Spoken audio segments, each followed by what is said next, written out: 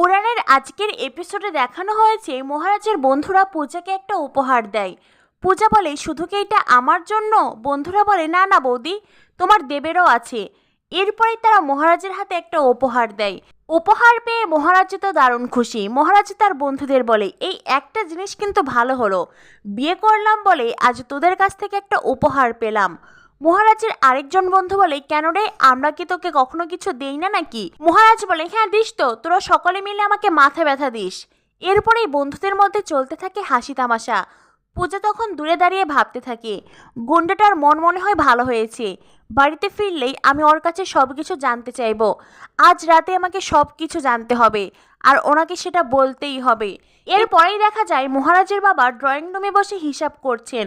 সেই মুহূর্তেই সেখানে চলে আসে পূজারিনী আর মহারাজ।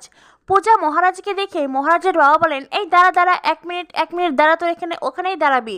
পূজা মা, তুমি মহারাজের ওই পাশে যাও। পূজা মহারাজের অন্যদিকে দাঁড়াতেই মহারাজের বাবা বলেন, আহ কি দারুণ লাগছে, মনে হচ্ছে মহাদেব আর পার্বতী। মহারাজ বলে, যাও বাবা, কি যে বলো না তুমি। মহারাজের বাবা বলেন, সত্যি বলছি, এই শিব শিব। তখনই সেখানে শিব চলে আসে। মহারাজের বাবা বলেন, তুই বলতো দুজনকে কেমন লাগছে? শিব বলে, আমি তো বিয়ের দিনই বলেছি বাবা, মেড ফর ইচ আদার। মহারাজ শিবকে বলে, তাই না? তুই এখন বাবার তালে তাল দিচ্ছিস, এইটা দেখেছিস তো, এইটাতে তোর মাথাটা ঠুকে দেব। শিব বলে, হ্যাঁ রে মেজদা, তোর এই টিফিন ক্যারিয়ারে কি আছে রে? মহারাজের বাবা বলেন, পূজা মা, তুমি আমার জন্য ভোগ এনেছো? পূজা বলে, হ্যাঁ বাবা, আপনি তো ভোগের খিচুড়ি খেতে খুব ভালোবাসেন, তাই এনেছি। শিব বলে, জানো বৌদি, এই বাড়িতে সবচাইতে বেশি ভোগের খিচুড়ি খেতে কে পছন্দ করে?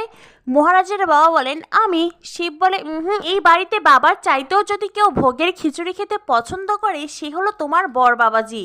শুনেই মহারাজ খানিকটা লজ্জা পেয়ে যায়। শিব বলে, দাও বৌদি, খাবারটা আমার হাতে দাও। এরপরেই শিব পূজার হাত থেকে টিফিন ক্যারিয়ার নিয়ে যায়। মহারাজ বলে, এই এগুলো কে নেবে? এরপরেই শিব মহারাজের হাত থেকেও নিয়ে রান্না করে রাখতে যায়। এদিকে মহারাজের চোখ যায় তার বাবার হিসেবের খাতার দিকে। মহারাজ বলে, বাবা, এখানে তুমি কি করছিলে? মহারাজের বাবা বলেন, না রে, আসলে কি কম টাকার মধ্যে এখন সংসার চালাতে হবে, তো তাই বাজেট প্ল্যান করছিলাম। তখনই সেখানে সোমনাথ আসে। মহারাজ সোমকে দেখেই বেশ রেগে যায়। মহারাজ সোমকে বলে, তুই কি টাকার গন্ধ পাস? যেই টাকার নাম নিয়েছি অমনি তুই এখানে চলে আসলি। সোম বলে, কি সমস্ত আজেবাজে কথা বলছিস? মহারাজ বলে, ওইদিকে তাকিয়ে দেখ, বাবা সংসারের হিসেব করছেন। কখনো তুই দেখেছিস বাবাকে হিসেব করে খরচ করতে? আর আজ তোর জন্য বাবাকে এই সমস্ত কিছু করতে হচ্ছে। তুই টাকাটা কবে ফেরত দিবি বলতো? সোম তো কোনো কথাই বলে না। মহারাজ বলে, কি হলো, কোনো কথা বলছিস না কেন? টাকাটা কবে ফেরত দিবি সেই কথাটা এখনই বল।